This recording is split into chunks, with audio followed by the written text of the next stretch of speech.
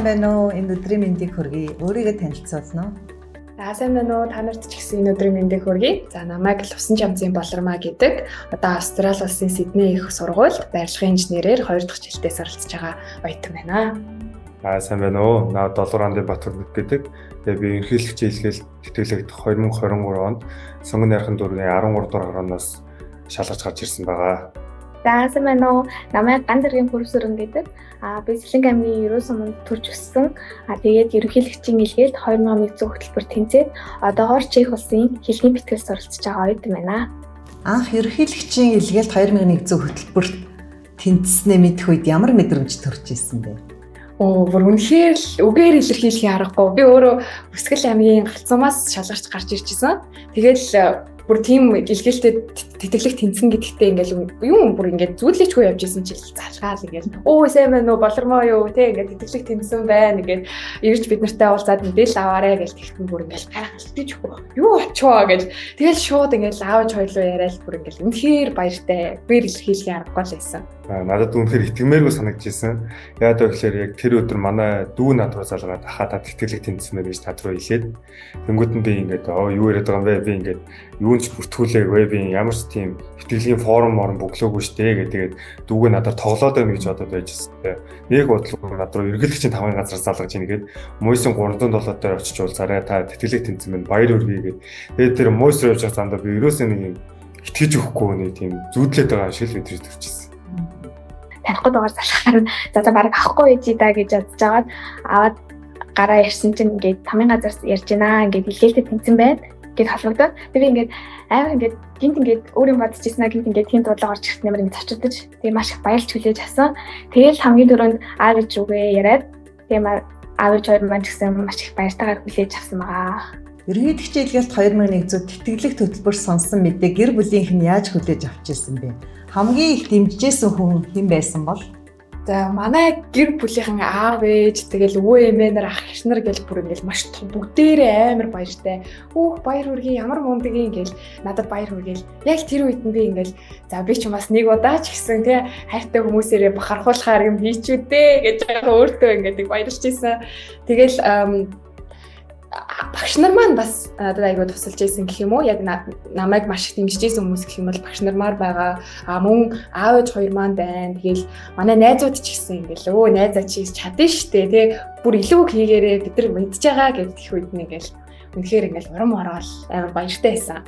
Хамгийн их дэмжиж ийсэн өнгөрөл би хамгийн түрүүл мэдээж ээжигээ хэлсэн намайг ямар ч цаг үед ямар ч хүсэл сонирхолтой байсан намайг тултал дэмждэг ганц хүн бол манай ээж.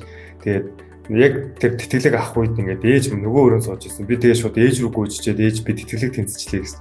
Манай ээж сонсоо шууд уйлаад манай ээж бүр ингээд бүтэн сар уйлсан байхгүй ингээд ярихаараа л уйлчаа цагаан сараар уйлаад одоо хүртэл баг ярихаараа л уйлчих гэдэг юм манай ээж чи. Яг мэдээг уцаар ярьсныхан дараа шууд ингээд ээж аваагаа залгаал ярьсан чинь ингээд надад баг итгээгүй. Яа бэ гэхээр аль хэзээний их сургуульд нисээ явж исэн болохоор гинт тэгээ ярихт нь ерөөсөө итгээгүй. Тэгээд би одоо ингээд тэнцлээ яах вэ ингээд маргааш нь татаа хариугаа өгөх гинэ гэж тэгсэн чинь ингээд баг ингээд юм бодох вэ ингээд шууд тгий гэж хэлсэн штэ ингээд угаасаа яг энэ хөтөлбөрийг ингээд хүсчихсэн болохоор гээд маш нааштайгаар хүлээж авсан. Гадаадын их сургуульд очисон анхны өдөр очиход хамгийн их сэтгэл үлдсэн зүйл нь юу байсан бэ? Бүр үнэхээр сонирхолтой. Тэгээ бас үгээр илэрхийлэх арга байсан. Би яг сургуулиуд руугаа аппликейшнаа явуулж байхдаа ингээд нөгөө нэг сургуулийнхаа зургийг ингээд утсан дээрээ авцсан. Тэгэл баг дэлгэцэн дээрээ ингээд тавих нь холгүй ингээд байнгын хараад хаа явсан газар Австрали гэж бичээл. Тэгэл яг анхныхаа өдөр ингээд ирсэн чинь нөгөө нэг хардаг байсан барилгын хаяг урд нь би ингээд зогсож байгаа. Вау, бүр үнэхээр ингээд үзэсгэлэнтэй амар том үгээр илэрхийлэх аргагүй бүр ингээд за би үнэхээр ирчихсэн юм байна гэл тохойд бол бас үнэхээр баяртай байсан. Би ирээд сургуулийн амар гайхаж байсан. Яг л манай сургууль өөрөө одоо ингээд 175 жилийн түүхтэй. Тэгээд айгүй юм эртний хийц мэдтэй барилгуудыг хараа. Тэгээ одоо байгаа тэр том баригдсан барилгуудыг хараа ямар гоё юм бэ гэдээ үнэхээр гайхажсэн. Биднийг яг онгоцны буудлаас ахуулаад шууд нийтлэлчин сайдын яам сургуулаас ингээд маш хүндэтгэлтэйгээр маш хариуцлагатайгаар шууд ингээд автобусаар хүлээж аваад хөргөж өгвөл амар юм тав тухтай ямар ч юм тийм яах вүлээ одоо яах вүлээ гэдэг юм уу тийм зүйл байгаагүй. Тэгээ хамгийн ихний сургуулийн өдөр мэдээж яг маш ингээд сандралтай ер нь яах бол ингээд тодорхой хэмжээнд ингээд хилээс орсон ч гэсэн ингээд тийм айц байсан. Тэгээд манай ингээд багш маань амар юм найрсан хүн байсан. Эмэгтэй багштай тэгэл ингээд бид нарыг ингээд анханаас нь ахуулаад ингээд юм чинь заахаа би та нарт ингээд бүх зүйл дээр чинь тусланаа гэд маш юм найрсаг хүлээж авсан сургуулийн хамт олон маань. Олон улсын орчинд Монгол оюутнуудыг хүмүүс бусад гадны орны оюутнууд яаж хүлээж авсан? Энэ хугацаанд одоо хичнээн найз нөхдөдтэй болоод байна. Олон найзуудтай болж байгаа. Тэгэл таарах бүрдээ ингээл за чи хаанаас ирсэн бэ гэдэг. Өө би Монголоос ирсэн гингүүд. Өө тийм үү ямар сонирхолтой ингээл би Монголын талаар жоохон мэднэ ингээл Чингис хааны талаар бас мэднэ. Та нар ингээл морь ундгүй ямар гэрт амьдардаг вэ гэж аюу сонирхолтой асуултыг асуудаг. Тэгээд Монгол оюутнуудад ер нь гадаад оюутнууд их дуртай байдаг. Тийм тэгэнгүүт би бас яг бодож ирсэн байхгүй юу. Яг ингээл хамгийн анх ерөнхийлөгчөөсөө захиад даалгавраа авчаад за ингээд одоо яг миний овоглох нэр одоо зөвхөн манай аав биш бас ингээд гадагшаа ингээд явчих юм бол Монгол гэдэг улсаараа овоглох юм байна.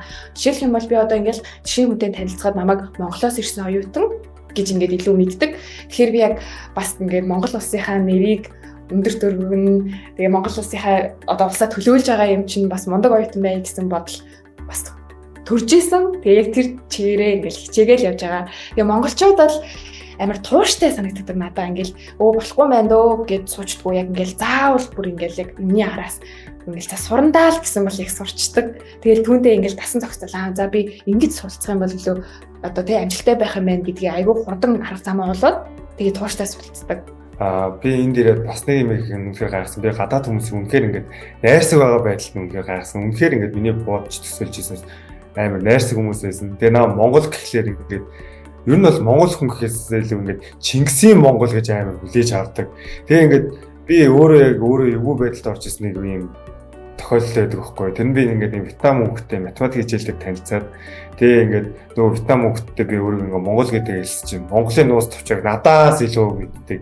Амар уншсан ингээд Чингис хаанаас хойш бараг 4-5 хааны үеийг ингээд цээжилсэн. Тийм нөхөр надаас Монголын төвхийг асуугаад би өөрөө ингээд тэр тухайд ингээд өөрөөсөө нэг баг зэрэг ичих мэдрэмж авч ирсэн.